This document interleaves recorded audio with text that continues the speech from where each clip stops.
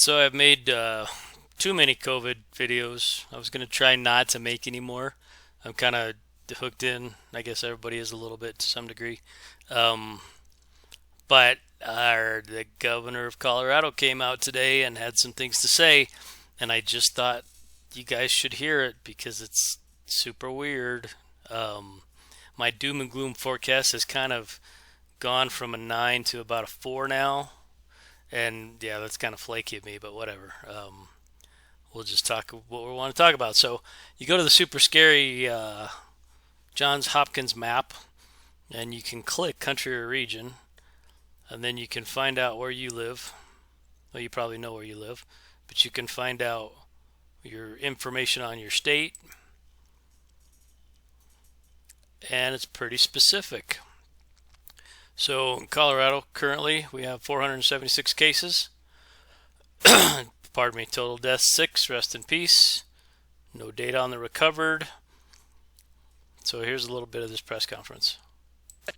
The the way that these are being explained to people, there is no civil law enforcement authority that is in a position in any city or state to enforce these. There are not. It is not the threat of you being brought to a prison. It is the threat of death to your loved ones and you that needs to ensure that people follow. Based on what I know. So that was one little clip I spiced two together. I don't want to mislead anybody. So law enforcement's not going to do anything if you don't follow the rules. We know that at this point. This next part is just, you got to hear it. I think this is it. I think that people need to know the right thing to do. They need to look at the facts and data, and they need to do it. And they need to understand that the consequences are far beyond any that can be doled out by any law enforcement agency in our state. I didn't intend to stop there, but when he said look at the data, Colorado, state of 5.5 million people, granted, pardon me, we have a disproportionate number of cases, more than Romania, Ontario. They don't have very many people. Shanghai, China has a ton of people, and they only confirmed 404 cases. So we're disproportionately higher, but if you look at the data,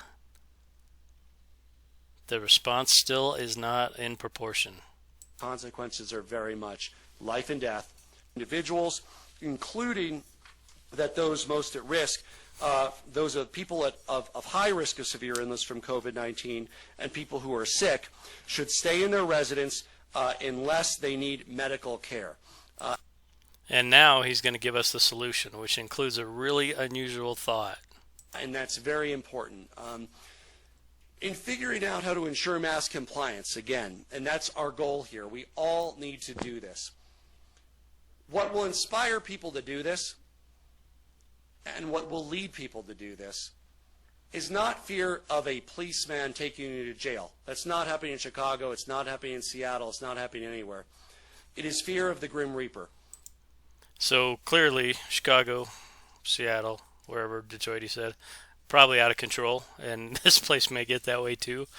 But this recommendation, here it comes. I made you wait just a little because I wanted it to be as impactful for you as it was for me.